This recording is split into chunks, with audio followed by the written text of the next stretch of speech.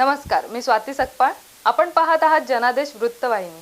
पाहूया आजच्या काही ठळक घडामोडी. महामानव भारतरत्न डॉक्टर बाबासाहेब आंबेडकर यांच्या 135व्या जयंतीनिमित्त छत्रपती शिवाजी महाराज महात्मा ज्योतिबा फुले यांच्या संयुक्त जयंती महोत्सवाचं आयोजन घर हक्क संघर्ष समितीच्या वतीनं वाशीतील विष्णुदास भावे नाट्यगृहात करण्यात आलं होतं. अशा या जयंती महोत्सव कार्यक्रमाच्या सभा अध्यक्षपदी घर हक्क संघर्ष समितीचे उपाध्यक्ष खाजा मिया पटेल, स्वागत अध्यक्षपदी उल्हास नेरकर, तर कार्यक्रमाचं सूत्रसंचालन घर हक्क संघर्ष समितीचे अध्यक्ष कैलास सरकटे यांनी केलं. या प्रसंगी प्रमुख उपस्थिती म्हणून महाराष्ट्र हॉकर्स फेडरेशनच्या विनीता बाळेकुंद्री, घर हक्क संघर्ष समितीचे सचिव राजू वंजारे, समितीचे मुख्य सल्लागार ॲडव्होकेट सुजित निकाळजे, कर्नल चंद्रशेखर रानडे, शिवसेना शिंदे गटाचे उपजिल्हाप्रमुख सिद्धार्थ साळवी, शांभाऊ सोनावणे, MIMचे शहानवाज खान, समाजसेवक कमलाकर पाटील, ब्लू टायगर सामाजिक संस्थेचे अध्यक्ष बाळराजे शेळके, राष्ट्रीय एकता दलाचे अध्यक्ष बाबा न्यायनीत, राष्ट्रीय दलित पॅन्थरचे अध्यक्ष टिपू पटवेगार, समाजसेवक नंदकुमार पाटील, घर हक्क संघर्ष समितीचे संघटक भैयासाहेब आठवले, दिलीप चव्हाण, बुधा ठाकूर, शैलेंद्र पवार, उल्हास नेरकर, छायाताई जाधव, प्रकाश वानखेडे, चांदभाई पठाण, रिपब्लिकन सेनेच्या कार्याध्यक्षा दीपा बम, अशोक जमादार, अंतोष ढवळे, विजय तुनगर, सुकन्या जाधव, शांता खोत, जयसिंग रणदिवे, कोंडिबा हिंगोले आदी मान्यवरांसह मोठ्या संख्येनं नवी मुंबईकर उपस्थित होते. यावेळी शाहीर बाबासाहेब आटखिळे यांच्या उदान शाहिरी जलसाचे आयोजन करण्यात आलं होतं.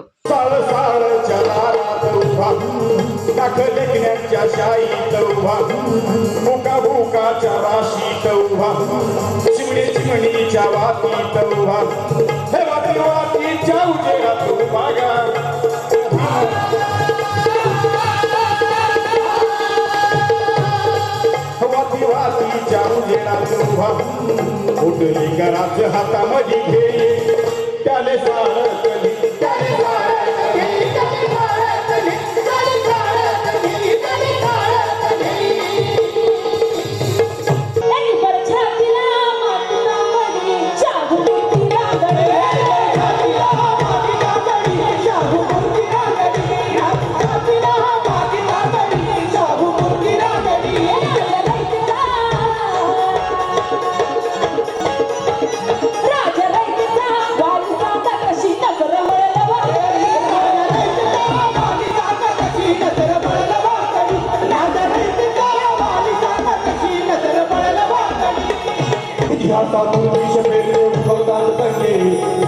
बसले बाजार हुंगे वाचतात दे धर्माचा चोरांना मध्ये खाण्यात होता दगड्या मोरान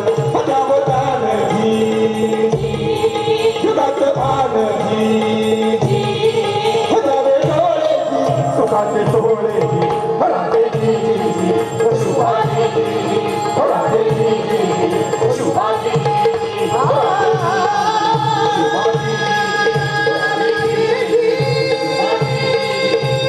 सालाबादप्रमाणे आम्ही यावर्षी महापुरुषाची जयंती आपण या ठिकाणी साजरी करत आहोत.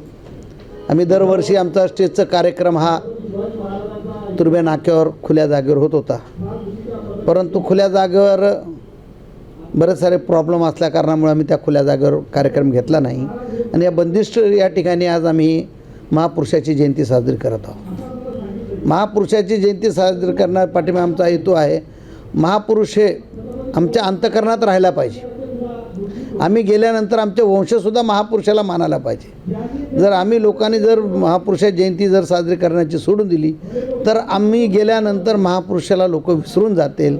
म्हणून हे करणं गरजेचं आहे आणि महापुरुषाचं जो ज्ञान आहे ते आमच्या वंशामध्ये पोचायला पाहिजे आणि पोचण्यासाठी आम्ही आंबेडकर जयंती, छत्रपती शिवाजी महाराज जयंती, महात्मा ज्योतिबा फुले जयंती या ठिकाणी साजरी करत आहोत. महापुरुषांना आपण स्मरण करतो, पण त्यांनी दिलेले जे विचार आहे त्यांचा विस्तार करणे हे फार गरजेचं आहे.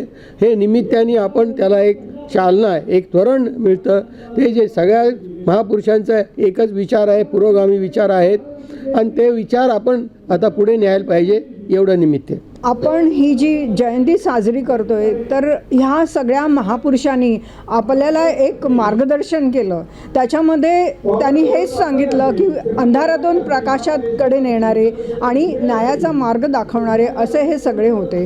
तर आज जर आपण परिस्थिती पाहिली तर 2026मध्ये सुद्धा सर्व ठिकाणी आंदोलनं चालू आहेत आणि ही आक्रमणं जी वेगवेगळ्या पद्धतीने आपल्यासमोर येत आहेत तर त्याला आपल्याला तोंड द्यायचं असेल तर संघर्षाशिवाय पर्याय नाही. आणि ह्या महामानवांची पुन्हा एकदा आठवण करून आपण ह्या संघर्षामध्ये उतरलं पाहिजे, यासाठीच आमचा हा लढा चालू आहे. घर हक्क संघर्ष समितीच्या वतीनं आज हे संयुक्त जयंती महोत्सव आणि हे जे काही छत्रपती शिवरायांचे विचार, महात्मा फुलेंचे विचार, डॉक्टर बाबासाहेबांचे, आंबेडकरांचे विचार की जे भारतीय संविधानामध्ये आम्हा सर्वांना एकच जाती धर्माला नसून 18 पगड जातींसाठी जे राज्य रयतेचं निर्माण केलं ते आज या महाराष्ट्रामध्ये काय दुर्दशा होते आपण सर्व बघताय.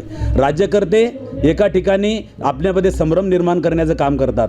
एक 300 स्क्वेअर फुटाचं घर, एक 500 स्क्वेअर फुटाचं घर आणि ती निविदा रद्द होते. परंतु घर हक्क संघर्ष समितीच्या वतीनं आपल्या देशाचे माननीय पंतप्रधान त्यांनी सर्वांना 2014ला सांगितलं आजचे दिन आएंगे आणि आम्ही सर्वांना बेघर करणार नाही. त्या मुद्द्याला धरून किंवा त्यांच्या अगोदरपासूनच आपण 2011पासून सातत्यानं घर हक्क संघर्ष समितीची भूमिका हीच राहिलेली आहे की या शहरामध्येच नव्हे महाराष्ट्राच्या इतरही काही भागांमध्ये जी या शहरामध्ये लोक आली त्यांना सन्मानानं घर मिळावं. आज आपल्या महानगरपालिकेचे आयुक्त सांगतात की 2030ला आम्ही हे शहर झोपडपट्टी मुक्त करू.